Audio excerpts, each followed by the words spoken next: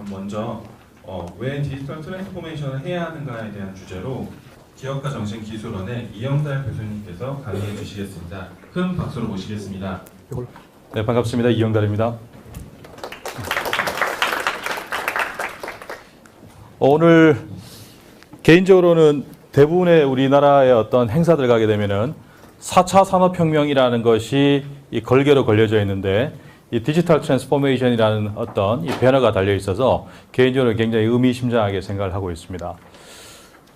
이 디지털 트랜스포메이션 이슈를 오늘 왜 우리가 해야 될 것인지 또 어떻게 할 것인지 무엇을 할 것인지에 대해서 오늘 약 한 시간 정도 동안 한번 소개를 좀 드리도록 하겠습니다. 크게 보게 되면 한 세 파트 정도로 구성이 됩니다. 이제 첫 번째는 이 디지털 트랜스포메이션에 관한 몇 가지 좀 사례들을 좀 한번 먼저 살펴볼 거고요. 두 번째는 이 디지털 트랜스포메이션을 야기하는 그 동력에 대해서 좀 살펴볼 겁니다. 무엇이 이 디지털 트랜스포메이션 이슈를 끌어내고 있는지 살펴볼 것이고요. 그리고 마지막 부분에는 우리가 어떻게 이해하고 어떻게 실제적으로 우리 기업 현장에서 행해야 될 것인지에 대한 어떤 방향을 갖다 좀 제시하는 걸로 그렇게 진행을 하도록 하겠습니다.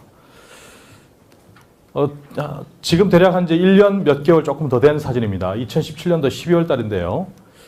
뉴욕에 있는 그 IP 소프트라는 회사를 제가 모모은행과 함께 직접 방문을 했었습니다. 이 IP 소프트라는 회사는 뒤에 어떻게 아름답게 생겼습니까? 어떻습니까? 네.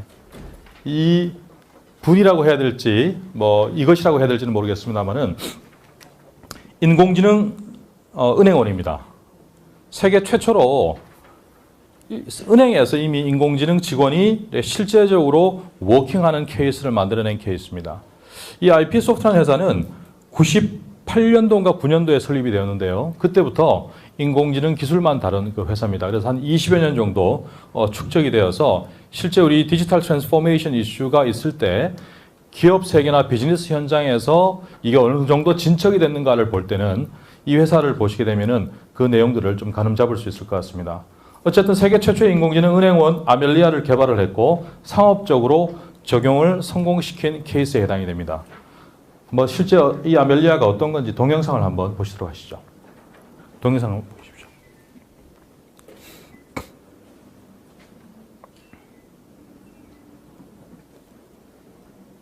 Hello and welcome. It's an honor to be with you as we redefine the future of customer experience through cognitive technologies. This future has already begun. I've been working with leading companies across industries on a wide variety of customer service and sales tasks. For example, 7 out of the top 10 U.S. insurance companies leverage me for solving client requests with over 92% aggregate precision. I'm also working with one of the largest gaming companies to serve their clients and help identify fraud when customers contact their call center. I'm at a 98% understanding with a customer satisfaction score of 88%. If you permit me a moment of immodesty, I am very good at achieving customer satisfaction targets, and I'm just getting started. How did we get to these remarkable numbers and deliver service that outperforms our competitors? Well, we've been obsessively studying the structure and biology of the human brain so that we can understand how the mind works at a deeper level. My brain is very similar to yours, consisting of many elements. This is not the brain of a chatbot, is it? I can learn from existing conversations, chat logs, and uploaded documents to shape my cognition and logic. This means I can respond with better accuracy, greater understanding, and with less training time. When you tell me something, my episodic memory is activated, and I start searching for dialogues on similar topics as a reference to provide you with optimal service. On top of that, I am able to leverage my analytic memory, like churn prediction or next product to buy, to ensure I take appropriate steps for every customer. I take into account your emotional state, so I can empathize. When I execute a process for a customer, I understand context, so I know when to skip steps or switch between topics. This results in more efficient and more human dialogue. I'm available wherever a user may be: Facebook, Slack, Echo, Google Home, mobile, and many more channels. By employing all elements of my brain, I'm able to deliver on the true promise of AI. 네, 슬라이드로 다시 들어가 주세요.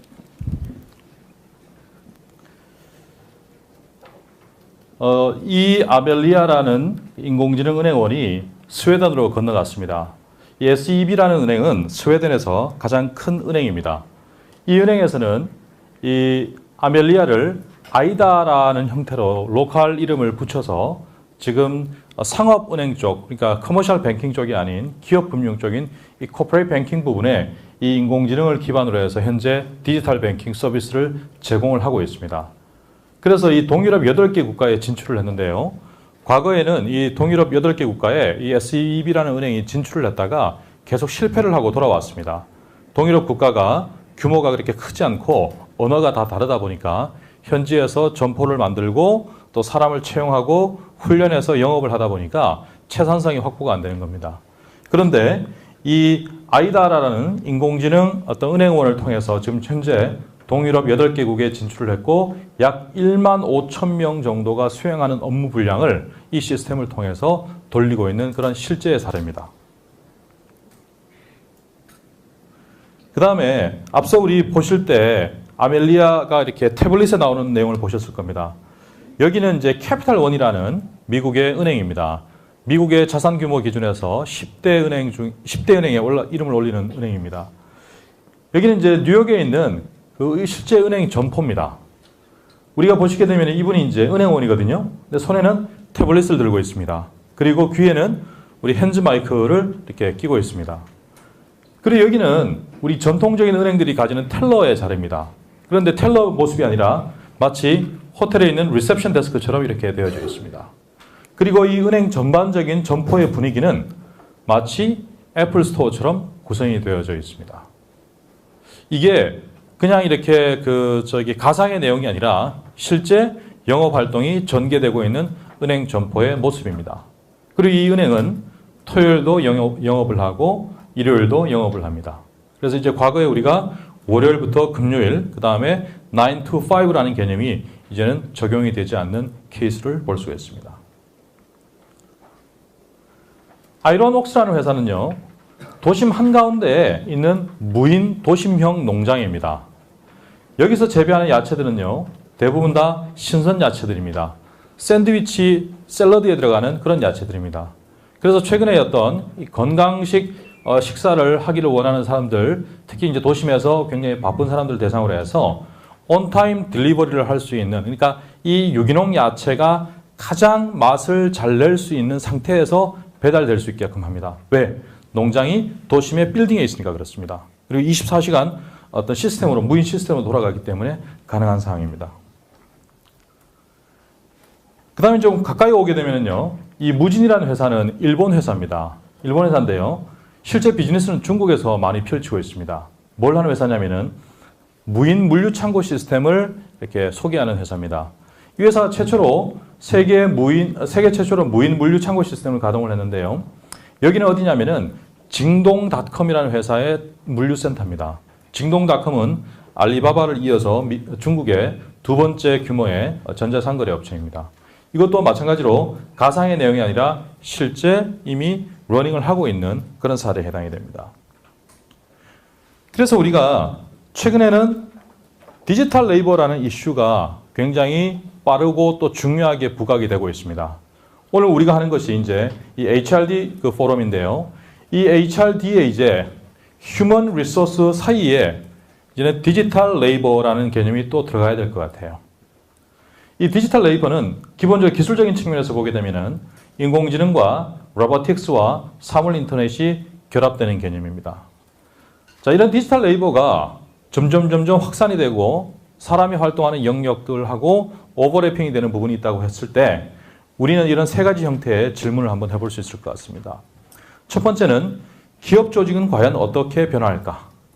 두 번째, 이 변화된 기업 조직에서 인적 역할 기능은 과연 또 어떻게 변화될까? 그리고 끝으로는 개인의 어떤 직업적 삶은 과연 어떠한 미래와 마주하게 될 것인가?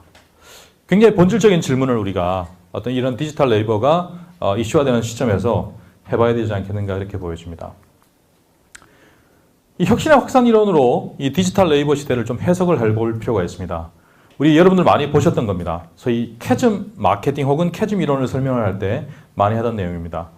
이 내용을 제가 조금 다른 각도로 좀 바꿔보도록 하겠습니다. 이 내용은 시간 관계상 생략할 테니까 자료는 꼭 한번 읽어보시면 좋을 것 같아요. 제가 나름의 어떤 중요한 변화들을 이렇게 요약해서 정리를 해놓은 내용이니까 자료는 한번 꼭 보시면 좋겠습니다. 이 분포표를 이렇게 방향을 좀 돌려놓고 보니까 이 디지털 네이버 이슈에 있어서 이 개인의 직무는 어떻게 될 것인가가 조금 해석이 되는 것 같아요. 즉 뭐냐면은 일반적으로 우리가 이 중간지대의 영역에 가장 많은 사람들이 분포를 하고 있습니다. 그래서 이걸 옆으로 놓고 볼 때 이 위계를 세 위계로 좀 나눠봤습니다. 첫 번째 위계는 바로 크리에이터의 위계입니다. 두 번째 위계는 프로세서의 위계이고요. 끝으로는 딜리버러의 위계입니다. 그럼 이 디지털 네이버가 어디에서부터 기능화하기 시작하냐면은 프로세서 레벨에서 기능화하기 시작을 하는 것 같습니다. 그래서 우리가 개인의 어떤 직무를 놓고 볼 때 이따가 다시 한번 정리를 다시 한번 하겠습니다만은 이런 중간에 이 프로세서의 영역에 해당되는 직무라고 한다면은 디지털 네이버에 의해서 대체될 확률이 상대적으로 높을 수 있다. 이렇게 볼 수 있을 것 같습니다. 그것은 기업도 마찬가지입니다. 기업도 단순 제조, 단순 공급을 하는 이런 프로세서 형태의 위치에 있는 기업은 상대적으로 디지털 네이버에 의해서 대체될 확률이 높다. 그래서 정리를 해보면 이렇습니다. 기본적으로 우리가 이 혁신의 확산 이론 모델을 옆으로 돌려놓고 봤을 때 3단계 위계로 나눌 수 있는데 개인의 경우에는 크리에이터, 기업의 경우에는 생태계라든가 플랫폼을 만들어가는 빌더들, 즉 이코시스템과 플랫폼 빌더의 영역, 여기는 숫자의 분포로 보게 되면 작습니다. 그렇지만 이런 디지털 네이버 시대가 됐을 때 가장 많은 수혜를 누릴 수 있는 집단이고 개인인 것 같습니다. 한 예를 들어 보게 되면요, 최근에 우리 소프트웨어 엔지니어들, 특별히 인공지능 쪽을 다룰 수 있는 코그니티브 사이언스 하는 사람들은 몸값이 품귀 현상입니다. 좀 더 구체적으로 보게 되면요, 실리콘밸리나 뉴욕에서 어떤 코그니티브 사이언스를 다룰 수 있는 또 데이터 사이언스를 다룰 수 있는 소프트웨어 엔지니어들이 시작하는 연봉이 미니멈은 약 한 7만에서 7만 5천 불에서 시작을 합니다. 3년이 지나면 10만 불이 넘어가게 되고 5년 되게 되면 평균 13만 5천 불 정도 됩니다. 그런데도 사람을 못 구합니다. 제가 지금 국내에 유수의 은행들 지금 전략 자문을 하고 있는데 오늘 오전에도 모은행에서 이제 우리 세미나를 하고 왔습니다. 데이터 관련돼서 또 인공지능 관련해서 사람을 뽑으려고 상시 채용을 계속 돌리고 있는데 사람을 뽑지를 못합니다. 은행에서조차도 뽑지를 못합니다. 그래서 이런 그룹에 해당되는 쪽들 같은 경우가 디지털 네이버 시대에 됐을 때 가장 큰 수혜를 보는 집단입니다. 또 이 하단에 있는 이 딜리버러, 기업 관점에서 보게 되면은 고객들을 돕는 커스터머 헬퍼, 그 다음에 케어러, 이런 쪽도 우리가 앞서 보시게 되면은 제가 정리를 해놨는데 감성적 역할과 물리적 역할로 나눠놨는데요. 상대적으로 디지털 네이버 시대가 되더라도 대체될 확률이 좀 작습니다. 그런데 물리적 역할을 하는 쪽 같은 경우는 그 대가라든가 처우나 보상이 그렇게 좋지가 못해요. 그런데 감성적 역할을 하는 쪽 같은 경우에는 디지털 네이버로 대체되기가 쉽지 않기 때문에 또 상대적으로 뭔가 역할을 할 수 있는 혹은 존재의 의미를 찾을 수 있는 그런 부분입니다. 관건은 바로 이 중간지대에 있는 부분입니다. 그래서 제가 강조하는 것이 바로 중간지대의 소멸이다. 그래서 이런 형태로 중간이 들어가는 도자기 형태의 모형으로 우리가 바뀌지 않겠느냐. 그런데 이 중간에 이 프로세서 어떤 위계도 또 조금 세분화되는 것 같습니다. 뭐냐면은 창조적인 제조나 공급하는 역할과 생산적인 제조나 공급을 하는 역할, 이렇게 좀 나눠볼 수 있을 것 같아요. 창조적이라는 것은 뭔가 단순하게 제조하고 단순하게 공급하는 것 대비해서 플러스 알파의 뭔가가 있다는 겁니다. 그런 것 없이 단순하게 제조하고 공급하는 쪽은 디지털 네이버에 의해서 대체될 확률이 매우 높은 것이 현실이라고 보여집니다. 그래서 우리가 이제 여러분들 다 HRD 쪽에 종사하시는 분들이니까 이런 질문을 우리가 한번 해봐야 될 것 같습니다. 나는 또는 우리는 과연 어디에 해당하는가? 크리에이터인가? 프로세서인가? 딜리버러인가? 나 개인한테도 한번 이런 질문을 해볼 필요가 있고 우리 조직에도 한번 질문을 해볼 필요가 있는 것 같습니다. 그래서 우리가 이 프로세서의 위기에 있다고 한다면은 심각하게 우리의 가까운 미래에 나나 우리 조직의 존재의 지위 혹은 위치에 대해서 심각하게 고민하고 대비책을 세워야 되지 않겠는가 그렇게 보여집니다. 자, 그 다음에 이 코퍼레이트 벤처링이라는 것과 글로벌 앙트러프리너십 그리고 디지털 트랜스포메이션을 한꺼번에 좀 다뤄보려고 합니다. 왜 이것을 한꺼번에 좀 다뤄보려고 하냐면은 이 디지털 트랜스포메이션이라는 새로운 어떤 현상과 흐름들을 만들어내는 동력과 관련되기 때문에 제가 소개를 좀 드리려고 하는 부분입니다. 자본시장이 무엇에 주목하고 있는가라는 질문의 관점에서 이 슬라이드는 좀 의미가 있다고 보여집니다. 전 세계에서 호텔을 가장 많이 보유하고 있는 회사는 바로 윈드햄이라는 회사입니다. 약 8,500여 개 정도의 호텔을 보유하고 있습니다. 전 세계에서 항공기를 가장 많이 보유하고 있는 회사는 아메리칸 에어라인스입니다. 약 1,500대 정도를 보유하고 있습니다. 그런데 항공기도 호텔도 하나도 가지지 않는 이 부킹홀딩스 같은 경우가 예를 들어서 이 윈드햄, 세계에서 가장 많은 호텔을 가지고 있는 회사 대비해서 기업 가치가 10배가 높습니다. 세계에서 가장 많은 항공기를 보유하고 있는 회사 대비해서 기업 가치가 5배나 높습니다. 그리고 이런 세계 최대 항공 운수 회사인 페덱스 항공기를 한 600여 대 보유하고 있습니다. 여기보다도 약 2배 가까운 기업 가치를 보유하고 있습니다. 도대체 자본시장은 왜 이런 회사를 높게 평가하는가에 대해서 우리가 주목을 해봐야 되는데요. 이따가 뒤에 나오겠습니다만 굉장히 중요한 키워드가 바로 TAM이라는 겁니다. TAM, Total Addressable Market입니다. 도달 가능한 최대 규모의 시장인 것이죠. 이 디지털 트랜스포메이션을 통해서 TMA가 확장되는 현상이 발생이 됩니다. 그래서 이런 디지털 기업들이 높게 평가받는 그 배경이 되고 있습니다. 구글의 케이스를 우리가 한번 조금 정밀하게 한번 들여다보겠습니다. 구글은 98년도 9월 달에 설립이 된 회사입니다. 아마도 휴넷과의 업력이 거의 비슷하리라고 보여져요. 그런가요? 예. 20년 정도의 업력을 가진 회사인데요. 현재 시가총액 세계에서 2위, 4위를 횡보하는 그런 흐름을 보이고 있습니다. 이게 최근에 이제 구글의 어떤 그 주식 시세를 보여주는 요약된 장표입니다. 삼성전자와 IBM과 구글을 같이 한번 비교를 해보겠습니다. 우선 이 차트를 보시게 되면은 2005년 이래로 이 세 개 회사의 격차가 얼마나 많이 벌어졌는지를 한눈에 좀 보실 수 있을 것 같습니다. 시가총액이 3월 5일 기준에서 봤을 때요. 구글이 약 800억, 이게 이제 10억 불이니까 10억, 100억, 1000억이죠. 약 8천억 불입니다. 삼성전자가 약 2600억 불입니다. 그리고 IBM이 약 1400억 불입니다. IT 분야에서 IBM이 어떤 회사입니까? 100년이 넘은 회사죠. 그죠? 이 비즈니스라는 용어를 만든 회사이기도 합니다. 그만큼 전통이 있는 회사인데 이 구글 대비해서 시가총액이 4분의 1도 안 되는 그런 흐름을 보이고 있습니다. 결국에 이 구글이 짧은 시간 내에 이렇게 고평가받는 기업으로 성장할 수 있었던 배경에는 아까 말씀드린 것처럼 TMA, Total Addressable Market, 총 유효 시장의 규모 확장성이 더 높을 것이라는 평가가 있었기 때문에 가능한 현상입니다.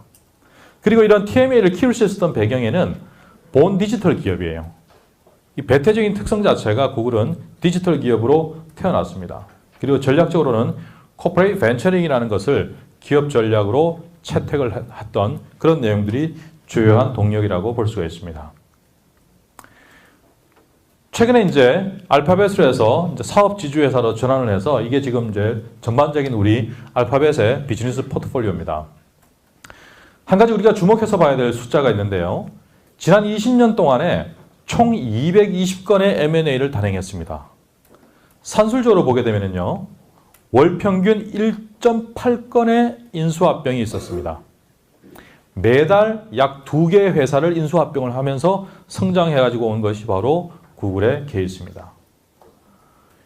구글 LLC가 플랫폼과 연계 활동의 중심적인 기능을 수행하고 자체 벤처 캐피탈과 사모 투자할 수 있는 투자 회사를 운영을 하고 있습니다. 바로 이제 우리 CVC, CPE라고 얘기합니다. Corporate Venture Capital, Corporate Private Equity 이렇게 얘기를 합니다. 또한 여기서 주목해야 될 것이 바로 이런 X 구글러 개념인데요. 구글의 어떤 생태계 시스템에 이런 개념이 있습니다.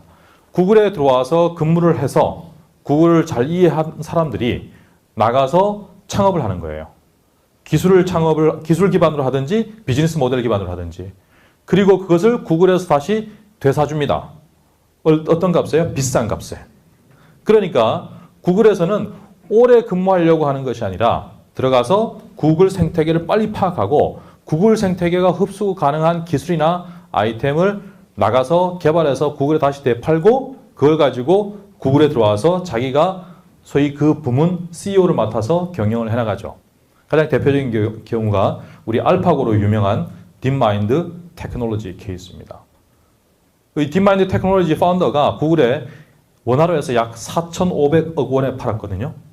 그리고 나서 지금 현재 구글의 어떤 머신러닝, 인공지능 부문의 사업 CEO 역할을 하고 있잖아요. 그죠? 그런 것과 같은 맥락입니다. 그러다 보니까 혁신가들이 이 구글 생태계에 유입되는 어떤 흐름들이 만들어집니다. 구글 언저리에 왔다 갔다 하는 거예요. 왜? 구글이 비싸게 사주니까 그 언저리에 왔다 갔다 하게 되는 겁니다. 그러면 이제 구글은 그런 어떤 월 평균 2건의 인수합병을 통해서 어떻게 자사의 어떤 사업에 적용을 했느냐? 노란색은 이제 인수합병을 한 케이스들이에요. 그 다음에 이 파란색은 서비스에 적용한 케이스고요. 그 다음에 빨간색은 내부 조직의 어떤 운영 시스템이라든가 인프라에 적용한 케이스고요. 그 다음에 이 파란색은 프로세스를 개선하는 데 쓴 케이스들입니다.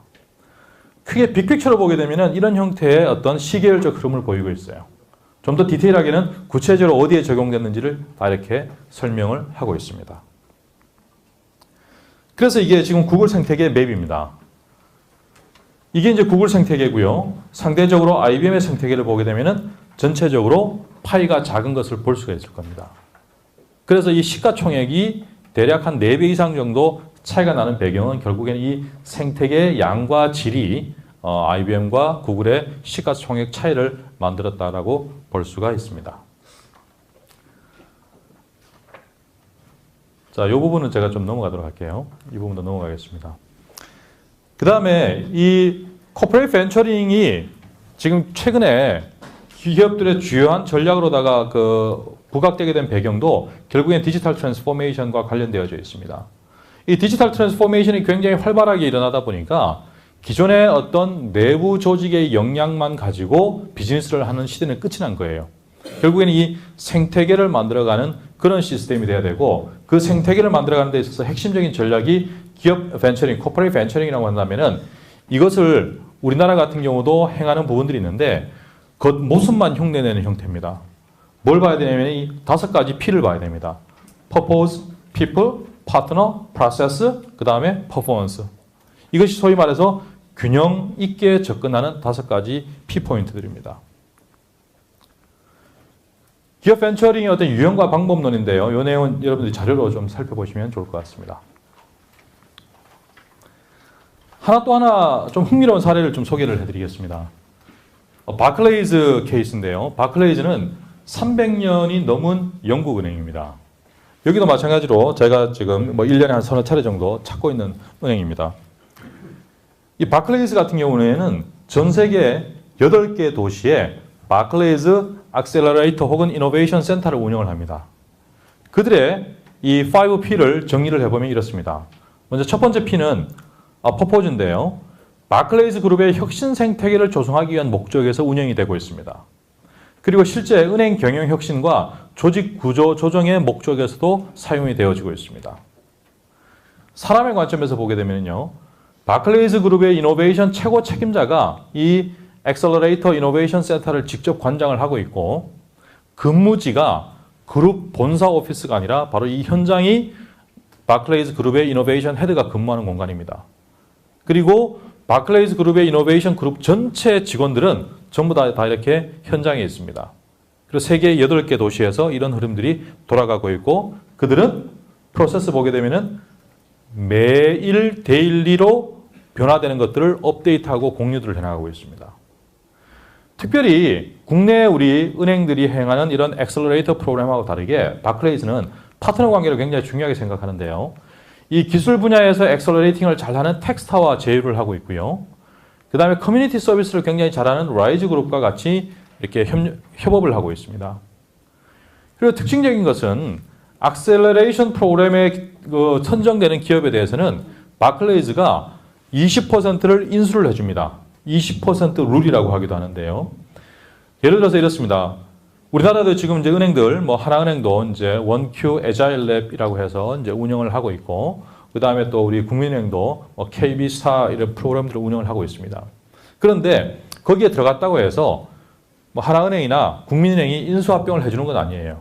그런데 바클레이즈는 어쨌든 그들 풀에 들어오게 되면 20%는 무조건 인수합병을 해줍니다.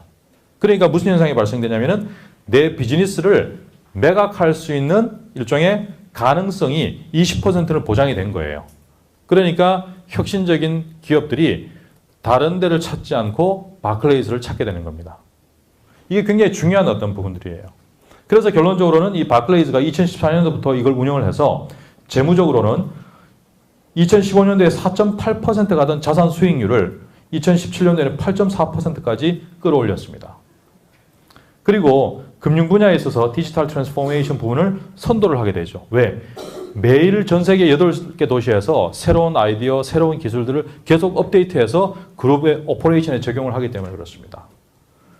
그리고 최근에는 이제 그런 것들이 축적이 되면서 325년 업력을 가진 은행이 퍼스널라이즈드, 개인화된 뱅킹 서비스를 제공하는 형태로다가 이렇게 변혁되는 그런 케이스를 볼 수가 있습니다. 이 내용은 조금 정책적인 측면이니까 넘어가도록 하겠습니다. 앞서 나왔던 이 무진이라는 일본 회사를 다시 한번 좀 소개를 하고 싶은데요. 여기는 창업팀이 일본인이 CEO예요. 그리고 미국인이 CTO고 중국인이 CSO고 베트남인이 소프트웨어 개발을 하게 됩니다. 소위 그야말로 글로벌 팀이 구성이 된 거예요. 이 팀들이 어디서 만났느냐? 미국에서 만나고 창업은 일본에서 했습니다. 미국에서 만난 사람들이 왜 일본에서 창업을 할까요? 기술 기반 창업에 대해서 일본이 미국보다 한국보다 훨씬 지원해주는 규모라든가 수준이 높습니다. 이제 그래서 우리가 볼 수 있는 것이 뭐냐면은 이런 글로벌 엔트러프리뉴리얼 노마드 현상이 지금 나타나고 있습니다.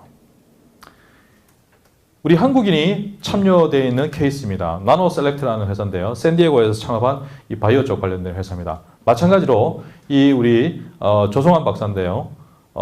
미국에서 박사과정을 마치고 그 팀들하고 같이 창업을 해서 지금 전개하고 있는 케이스에 해당이 됩니다. 그래서 이런 글로벌 엔트러프리뉴리얼 노마드 현상이 나타나면서 이것이 이 디지털 트랜스포메이션과 연계되면서 결국에는 어떤 현상을 만들어내느냐. 이것은 이제 우리 전 세계적으로 어떤 기업가나 스타트업들한테 비자를 제공해주고 있는 나라들인데요. 어떤 현상을 만들어가고 있냐면은 바로 이런 현상을 만들어가는 겁니다. 한마디로 표현하면은 TMA 규모를 자발적으로 키워나가는 거예요. 토탈 어드레서블 마켓 사이즈를 한 축은 디지털 트랜스포메이션, 한 축은 글로벌 엔트러프리너십, 이 두 가지가 결합되면서 TMA 사이즈가 증폭되는 현상이 발생이 되는 겁니다.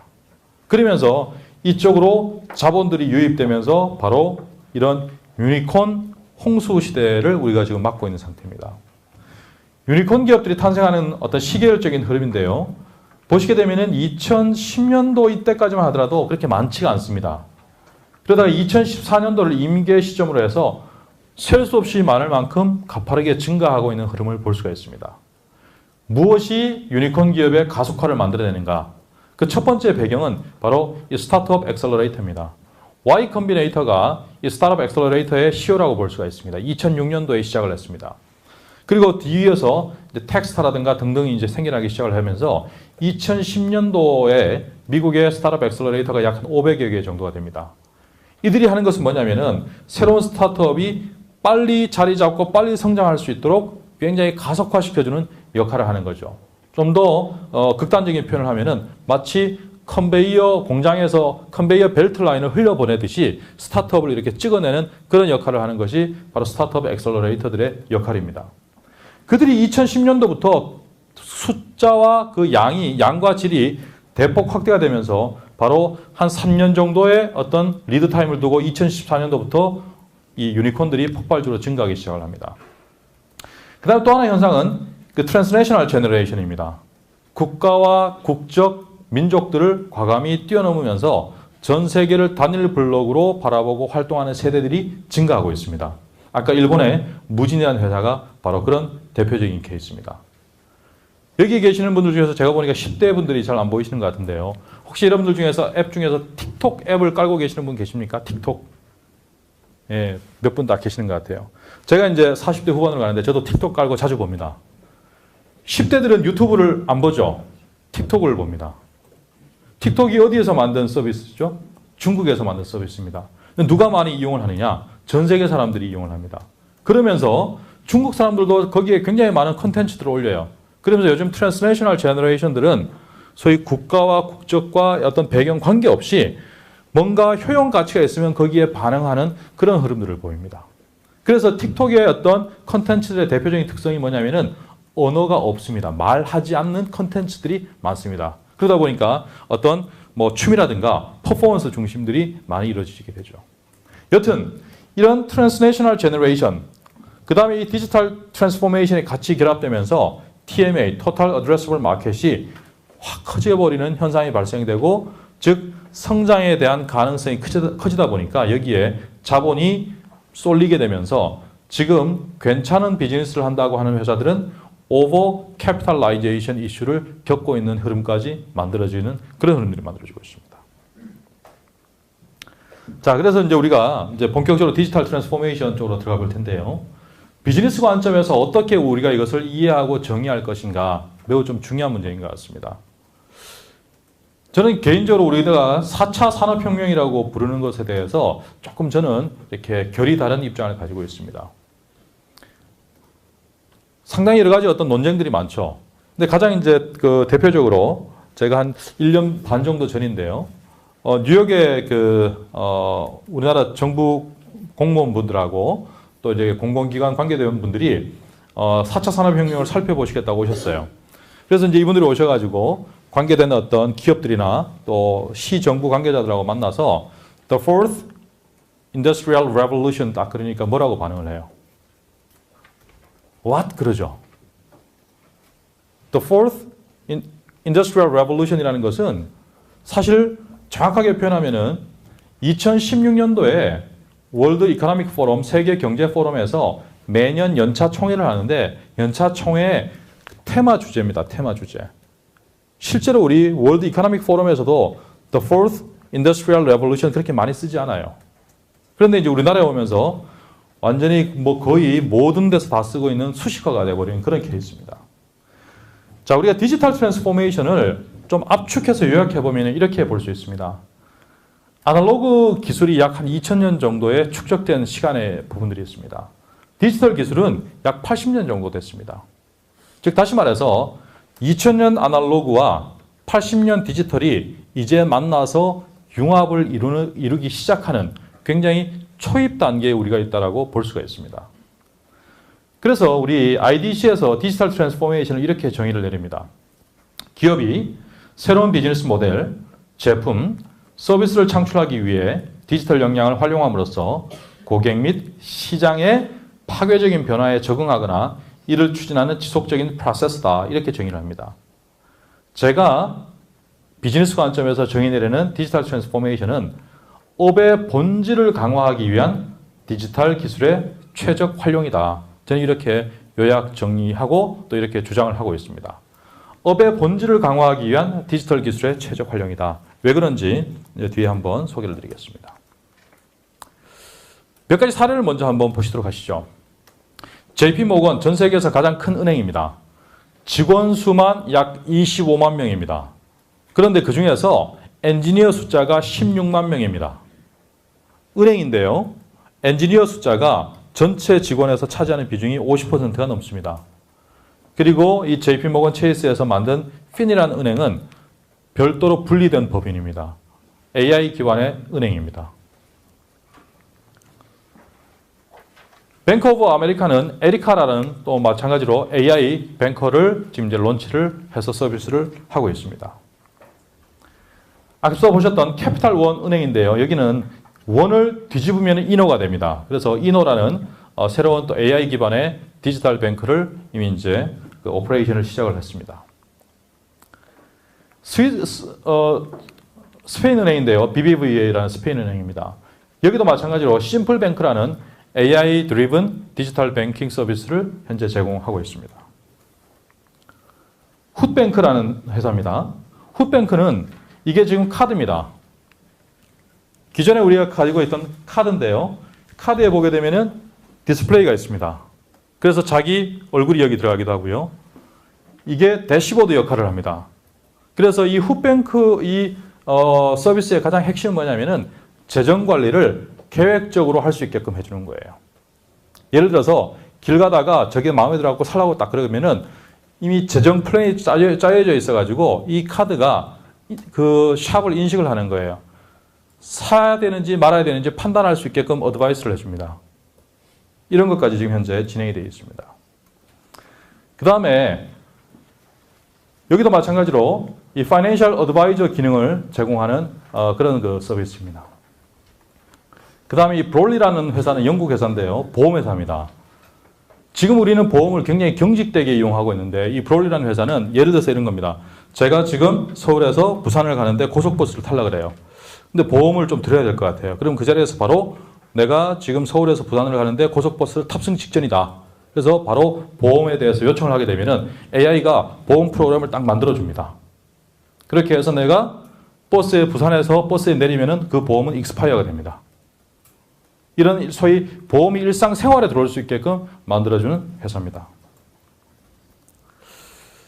자, 이런 사례들을 봤을 때 우리가 어떻게 이 디지털 트랜스포메이션을 이해하고 정의 내릴 것인가, 또 왜 행해야 되는가, 어떻게 행해야 되는가, 무엇을 행해야 되는가, 그리고 이것이 실제 조직의 지속 가능성에 어떻게 관계하도록 할 것인가, 이런 우리 근본적인 질문을 다시 한번 해보게 됩니다. 은행업에서 이 디지털 트랜스포메이션을 가장 잘 정의한 사례, 카카오뱅크입니다. 제가 이제 왜 은행업이라 금융업을 많이 소개를 하냐면요. 디지털 트랜스포메이션이 가장 앞에 가는 산업이 금융과 물류 쪽입니다. 최근에는 이제 헬스케어 쪽도 들어가기 시작을 했는데 금융은 이미 디지털 트랜스포메이션 이슈는 벌써 20년도 더 됐어요. 이미 증권회사에서는 금융공학이라고 해서 시스템 트레이딩이 이미 예전부터 다 돌아가고 있었습니다. 그것도 소위 말해서 AI 머신러닝의 앞단계에 해당되는 부분들입니다. 카카오은행은 스스로를 이렇게 정의 내립니다. 일상에서 더 쉽게, 더 자주 이용하는 나만의 은행. 여기에 굉장히 많은 전략적인 내용들이 함축되어 있습니다. 일상에서 더 쉽게, 더 자주 편의성을 강조하고요. 두 번째는 나만의 은행이에요. 나만의 은행.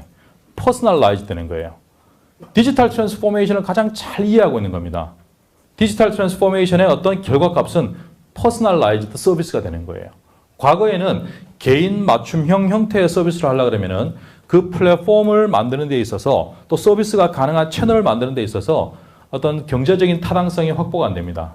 그런데 이 디지털 트랜스포메이션을 하게 되면은 퍼스널라이즈드 서비스가 가능하다는 개념입니다.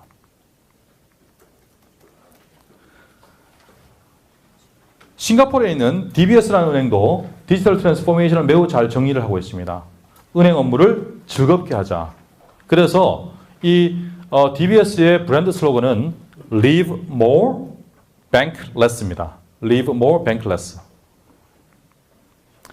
그래서 제가 이제 한번 서비를 한번 해보니까 마찬가지로 고객들도 그렇게 반응을 해요. 주거래 은행을 선택할 때 핵심 결정 요인이 뭐냐 해서 어떤 객관식이 아니라 주관적으로 한번 받아보니까 워드 크라우드 돌려보니까 이 키워드들로 딱 압축이 됩니다. 이용 편의성, 경제적 효익, 그 다음에 국제적 신뢰 네트워크, 사회적 평판, 브랜드 마케팅. 기업 금융도 마찬가지입니다. 그래서 이제 우리가 이 디지털 트랜스포메이션을 이해하는 과정에서 뭐가 중요하냐면은 전환 비용이라는 것을 잘 이해를 할 필요가 있습니다. 전환 비용. 전환 비용이라는 개념이 이런 겁니다. A라는 어떤 상품을 내가 꾸준하게 썼는데 B라는 상품으로 넘어가는 데 소요되는 비용입니다. 예를 들어서 이런 겁니다. 과거에는 제가 지금 아이폰을 썼는데 삼성 갤럭시 폰으로 옮겨가고 싶어요.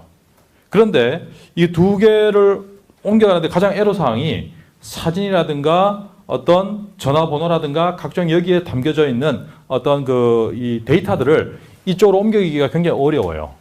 그럼 어쩔 수 없이 그냥 쓰던 거 계속 써야 됩니다. 같은 기종을. 그런데 지금 뭐예요? 그걸 쉽게 옮길 수 있는, 컨버터 해줄 수 있는 그런 솔루션이 나오니까 이제는 기종을 마음대로 그냥 왔다 갔다 옮겨가게 되는 개념입니다. 바로 그런 것이 우리 전환 비용에 해당이 되는 건데요. 이 디지털 트랜스포메이션이 일어나면서 이 전환 비용 때문에 고객들이 쉽게 움직이는 겁니다.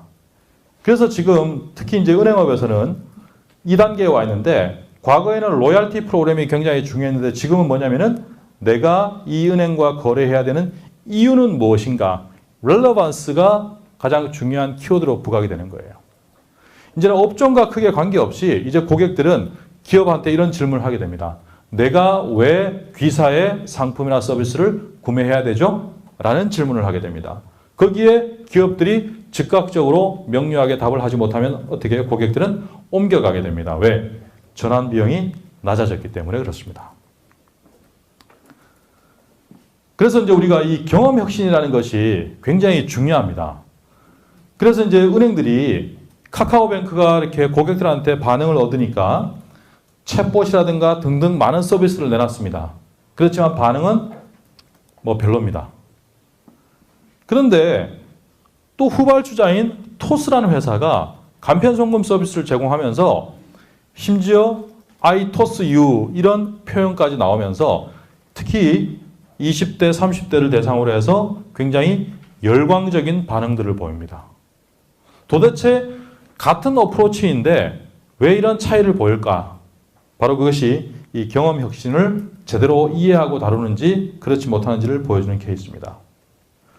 경험 혁신의 접근 방법은요. 기본적으로 비즈니스, 기술, 사람이라는 이해관계 속에서 비즈니스와 사람 사이에 있는 감성 혁신, 그리고 사람과 기술 사이에 있는 기능적인 혁신, 비즈니스와 기술 사이에 있는 어떤 프로세스 혁신, 이 프로세스 혁신과 기능적인 혁신과 감성적인 혁신이 같이 결합되는, 교차되는 이 지점이 바로 경험 혁신의 영역입니다. 그래서 경험 혁신의 결과값은 바로 뭐냐면은 와우 하는 반응이에요. 그리고 경험 혁신의 결과값은 고객이 바로 우리의 영업사원으로 바뀌는 겁니다. 여러분들이 어디 음식점에 가서 맛있게 음식을 드셨어요. 가장 먼저 뭐 해요? 사진을 찍죠. 그 다음에 그것을 본인의 어떤 소셜미디어에 퍼블리시를 합니다. 그리고 더 나아가서 어떻게 하냐면은 가족이나 친구나 지인이나 직장 동료를 데리고 그 집에 가서 먹어봐, 맛있어 라고 강요까지 합니다. 즉, 그 음식점의 영업사원이 되는 거죠. 바로 우리 이 경험 혁신의 어떤 결과값이라는 것이 바로 그런 현상과 같은 맥락이라고 볼 수 있습니다. 좀 더 구체적으로 이렇습니다. 어떤 새로운 하나의 어떤 기술과 새로운 비즈니스가 보편화에 이루는 과정은 위와 같습니다. 인식의 단계를 거치고 이해 단계를 거치고 수용의 단계를 거쳐서 그 다음에 참여와 몰입이 이루어지고 전국적으로는 보편화에 이릅니다. 그리고 이 축은 우리가 고려해야 될 일종의 팩터에 관계된 부분들인데요. 사람 또는 소비자의 행동 수준, 기술 진화의 수준, 비즈니스 적용 수준, 그리고 규제 시스템의 정치성 수준, 이것들을 함께 살펴봐야 실제로 우리가 비즈니스가 어느 정도 성숙하고 또 전개되고 있는지 그 단계를 파악할 수가 있습니다. 인공지능의 경우를 놓고 보게 되면요.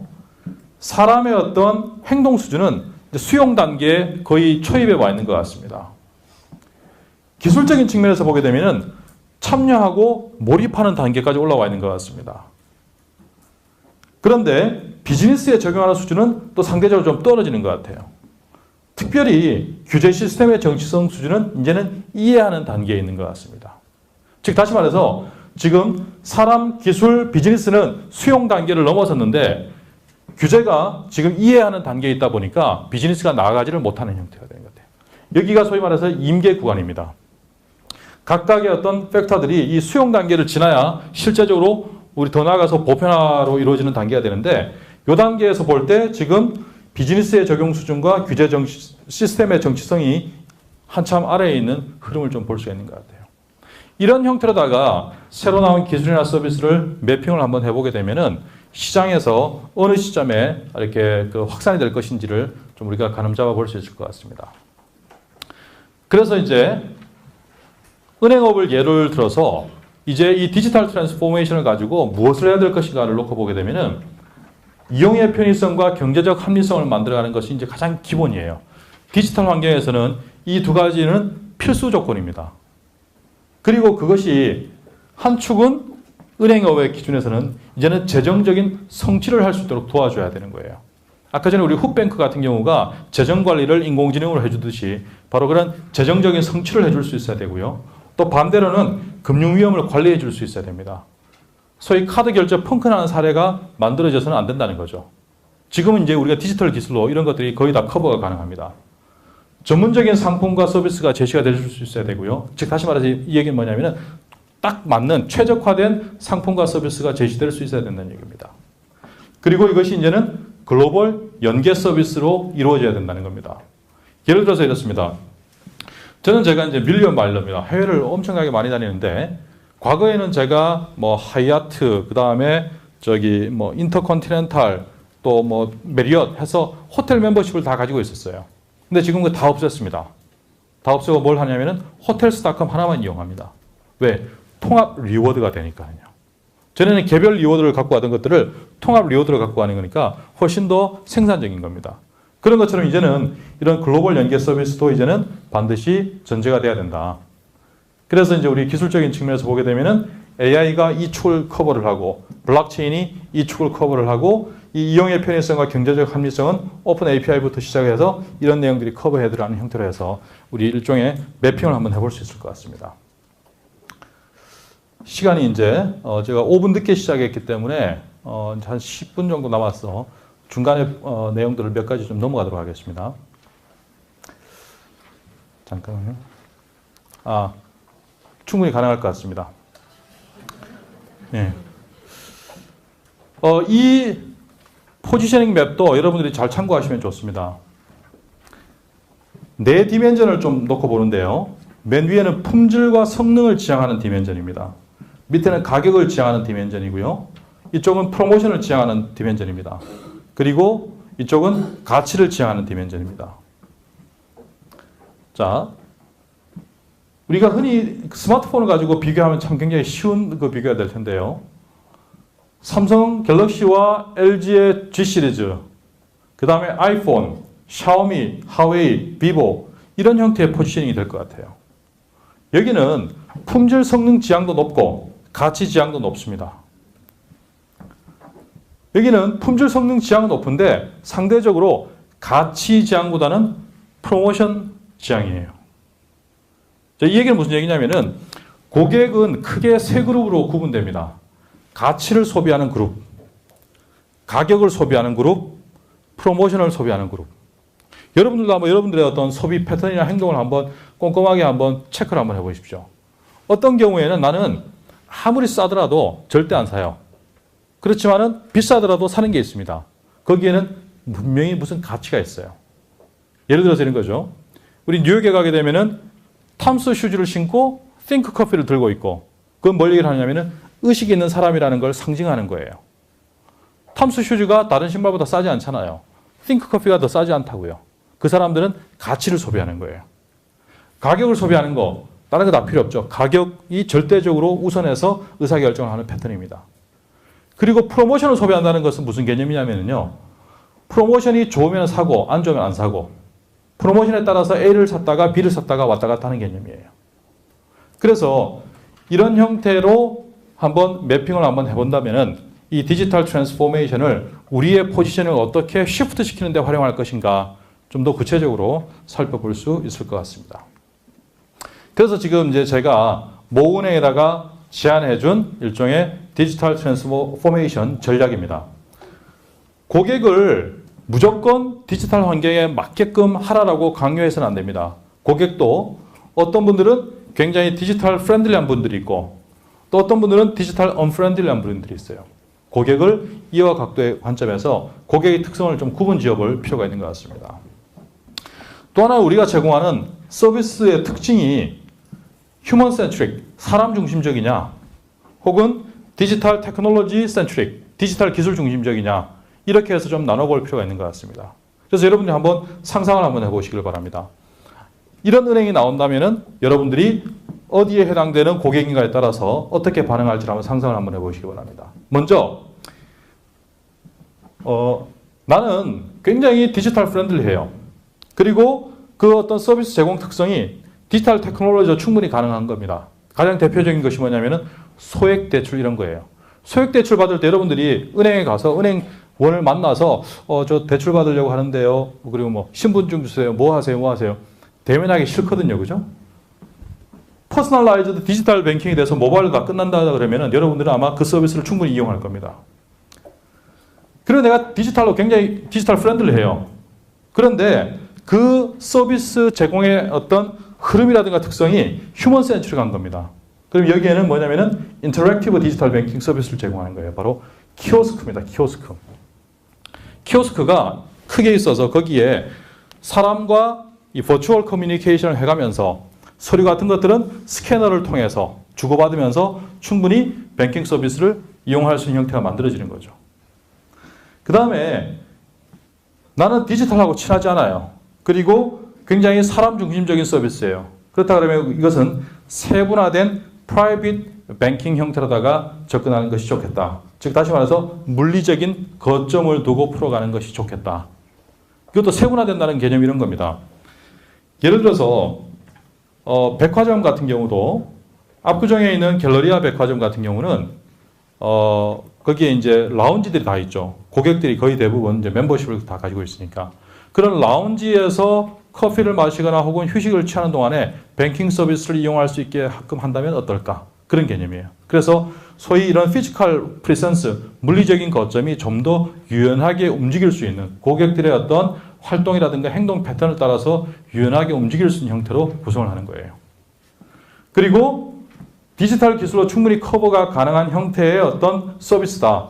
다만 그 고객이 디지털과 프렌들리하지 않다. 그렇다 그러면 여기는 프라이빗 디지털 뱅킹도 가능하겠다. 즉 인터랙티브 웹입니다. 인터랙티브 웹. 웹을 크게 하나 띄워놓고 거기서 은행원이 나와서 서로 버추얼 커뮤니케이션 해가면서 프로세스를 하나하나 같이 밟아 나가는 거예요. 대신 이것이 뭐냐면은 프라이빗입니다. 프라이빗. 일종의 이것도 퍼스널라이즈드 서비스가 가능한 형태가 되겠죠. 그리고 이것들이 종합적으로 로열티 프로그램과 프라이드를 가질 수 있는 거. 프라이드라는 건 뭐냐면은 카카오뱅크가 가지는 대표적인 케이스예요. 우리 요즘은 좀 덜하지만은 한때 카카오 카드 받으면 사진 찍어서 올리는 게 굉장히 유행을 했던 적이 있습니다. 그러면서 카부심이라는 얘기를 해요. 카카오뱅크 자부심 해가지고. 이런 것들을 우리가 좀 만들어준다 그러면은 소위 이제 전통적인 은행들이 우리 기존의 인터넷 전문 은행들에 대비해서 충분히 경쟁력을 가질 수 있다는 것이 제가 제안했던 내용입니다. 그래서 이제 우리가 이런 디지털 트랜스포메이션이 결국에는 지속 가능 성장과 연결이 되어져야 되는데 이 지속 가능한 성장을 위해서는 업의 개념을 이해하는 것이 굉장히 중요합니다. 마찬가지로 굉장히 주목해야 될 은행이 바로 미국에 있는 은프쿠아 은행인데요. 은프쿠아 은행은 최근 20년 동안에 굉장히 괄목할 만한 성장을 했습니다. 은행의 컨셉은 이겁니다. Bank as a Community Center입니다. 은행업을 어떻게 정의 내리냐면요. 누적적 관계업이다라고 정의를 내립니다. 은행업을. 자, 업의 개념이라는 것은 업의 본질, 불변하는 업의 본질과 시간과 환경에 따른 변화를 담는 업의 특성이 결합되는 개념입니다. 은행업의 본질은 결국에는 금융 서비스를 제공하는 건데 바로 신용업입니다. 신용업. 그게 본질입니다. 그리고 은행업의 특성은 유사 상품, 점포의 입지와 수가 중요하고 또 최근에는 부가 상품과 서비스 판매가 핵심으로다가 부각되는데 부가 상품 및 서비스라는 개념은 바로 방카라든가 펀드라든가 이런 것들입니다. 그런데 저하고 어떤 고객이 저는 은행원이고 고객인데 처음 만났어요. 고객님 방카슈랑스 하나 가입하시겠어요? 얘기해봐요. 절대 가입 안 합니다. 그런데 나하고 오랜 관계를 통해서 서로 신뢰관계가 형성이 돼 있다 그러면은 방카 새로 나왔는데 하나 가입하시겠어요? 그러면 내 재정이 허락된다면 가입하지. 이렇게 반응이 나옵니다. 그래서 만드는 것이 바로 누적적 관계업이라는 개념입니다. 관계적 측면에서 관계 빈도, 시간, 그리고 전환 비용의 관점에서 얼마나 이것이 축적되어져 있느냐. 그래서 이 은프과은행이 은행 점포에서 콘서트도 하고 리사이틀도 하고 굉장히 다양한 활동들을 하는데 커뮤니티 센터 형태로 인프라를 구성을 해두었습니다. 그 다음에 캐피탈원은 IT 컴퍼니로 스스로를 정의 내립니다. 그러면서 업의 개념을 개인화된 재정 서비스업이다. 이렇게 정의를 내리고 최근에 이렇게 보시는 바와 같이 괄목할 만한 성장을 하고 있습니다. 이제 마지막 슬라이드입니다. 이게. 예. 우리가 앞서 제가 말씀드린 것처럼 디지털 트랜스포메이션 또 혹은 또 많은 분들이 얘기하는 우리나라에서 많은 분들이 얘기하는 4차 산업혁명 그것의 핵심은 다른 데 있는 것이 아니라 업의 본질을 강화하기 위한 디지털 기술의 최적 활용에 있다. 그래서 본질을 벗어난 기술 만능주의 혹은 어떤 시류 만능주의를 우리가 경계할 필요가 있다고 보여집니다.